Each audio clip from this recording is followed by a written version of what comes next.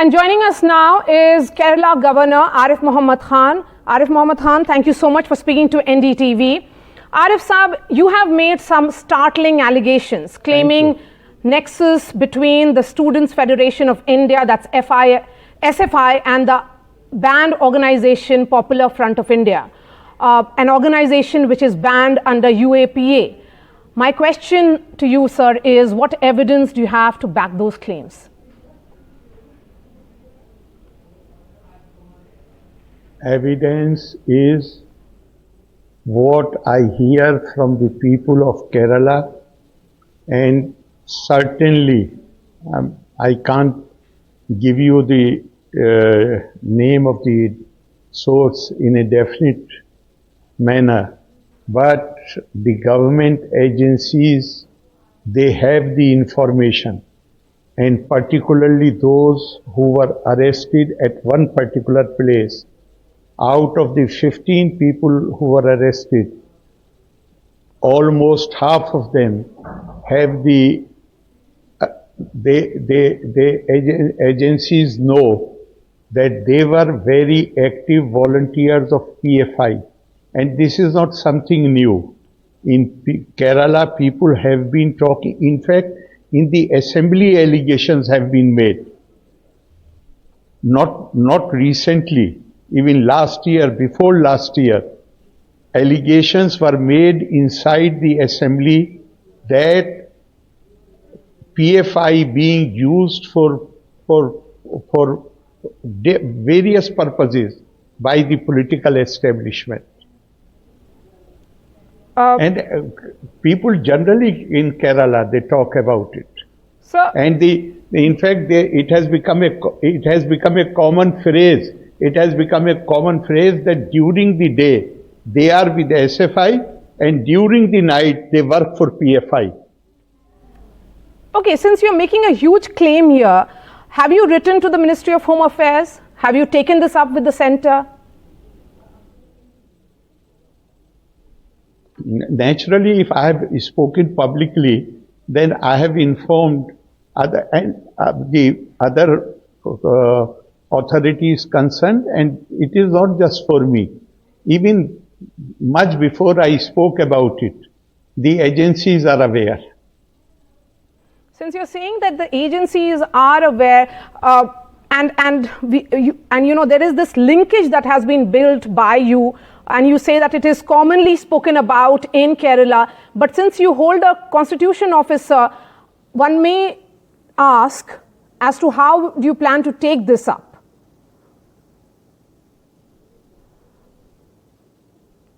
You know, in a democracy, the most effective method is that if something undesirable is happening, bring it to the notice of the people. I have already told you that these allegations have been made in the assembly for at least last 4 or 5 years. These much before PFI was banned. Even then, these allegations were made in the assembly. Yes, but Arif Saab, you have faced these black flag protests in the past as well. One may say that you have been facing it regularly. The last one in Nilamel was on January 27th. But then how can SFI and PFI be linked? One is a banned outfit, another one is a student outfit. I do not know if those who are holding these black flag demonstrations, they are really students, because from the pictures you can see that they are much past the age of anybody being a student. They are people who are brought in. The ruling party here in Kerala, they are organizing these things, because now after the judgment of the Honorable Supreme Court in the case of the Kannur University, they see their control over the university they are losing their control over the university, and they see no chance of new vice chancellors of the universities to be appointed according to their wishes. Therefore, they are very upset and they are creating this scene. The tensions between the state government and your office has been escalating. There appears to be a complete breakdown of communication between the two constitutional offices as well. Some very sharp words have been used by both the sides, and you have also said that the Chief Minister is better suited to lead a drama troupe. Could that have been avoided? Yes. No, how can you avoid it? On one hand, he is organizing these demonstrations, but he knows the consequences if they physically hurt me. Therefore, he is deploying large, as Chief Minister who is in charge of the Home Department also, large number of policemen are deployed along the route where I travel. And these people, this is such a hot season in Kerala, and these people are standing in the sun for hours. So I say that you are unnecessarily distressing the police force. You are putting them under strain. You are creating difficulties for them. So you are only sending people to demonstrate, and you are deploying the police on the other hand. So what is this theater going on? Yes, since it is about safety, security of you, have you taken this up again with the Ministry of Home Affairs? Because, this has been going on for the last few months, I would say. You have been facing these protests wherever you travel for your public events. No, I face these black flag demonstrations even at the time of CA, just few months after I came here came to Kerala as governor. So they are used to this. They basically, any party or ideology which believes in the legitimacy of violence for achieving political ends, they resort to these tactics. There is nothing special about it. And why I should take up the matter with anybody? I have already, I have repeatedly said, my ideal is Swami Vivekananda. And he has said that face the brutes, face the terrible. If you stand firmly, then they disappear from the scene like monkeys. I have seen here so many times these demonstrations have happened. And whenever they have come very close to my car, and I got down from the car, then they start retreating. So they have to be faced. The bullies have feet of clay. You should be able to face the terrible. But these bullies, according to you, are members of a band outfit. No, what I have said that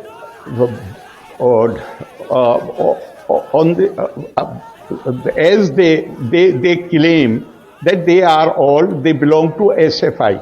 But they are not just as members of the SFI. They have been recruiting the volunteers of the PFI since long time, even before the organization was banned. And I have told you, this allegation was made in the assembly also many times.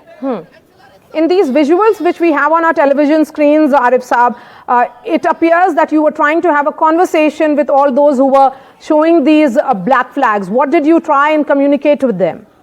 What were you telling them? No, I told them because in Trivandrum they had damaged my car. They were hitting with lathis. So they had damaged. So I got down and I said, if you want to talk to me, I am available. If you want to hit me, I am available. If you want to attack me, I am available. But please don't damage government property. And don't create problem for the people on the road. Would you not say that this is a law and order situation? If a governor is being attacked the manner in which you have been threatened and intimidated in the last few months? But that exactly is their purpose. They want to, actually they know I am not going to be frightened. They want to frighten the people of Kerala that if we can deal with the governor in this manner, then what about the common man? And you know, there is a history, even just 2 days back, the Honorable High Court has upheld the judgment of a district court where the CPM leaders have been convicted for murdering one of their own colleague. And they are senior leaders of the CPM who have been convicted. Okay. Arif Sahab, What we do not realize is that they believe in the legitimacy of violence. okay. Since it has reached this point of confrontation, and you repeatedly say that you won't be intimidated, the state government wants you to be recalled by the center, then what is the way forward?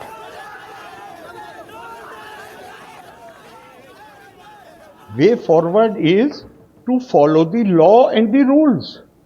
I will give you a recent example. I have written to all the universities where the position of the Vice Chancellor is vacant. Acting Vice Chancellors are working. So I have written to them to send a representative to start the process of the selection, appointment of the new Vice Chancellor. You need a selection committee which will have one representative of the university also. So Kerala University, when the meeting of the Senate was to be conducted by the Vice Chancellor, the Education Minister reached there and she insisted that as Pro-Chancellor, she will preside over the meeting, totally in breach of the rules and the provisions of the Act. Even Chancellor does not become chairman. Chancellor can, if present, can preside over the meeting. The Act of the university clearly says that Vice Chancellor is the chairman.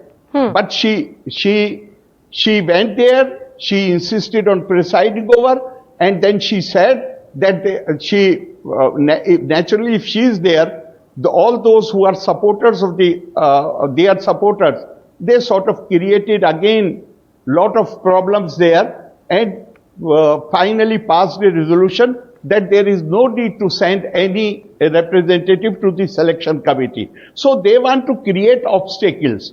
Today only the newspapers in Kerala have on the front page, they have carried out this news that under a central scheme, PM Usha, each university, if they submit the projects in time, then they can get from 100 to 200 crore rupees.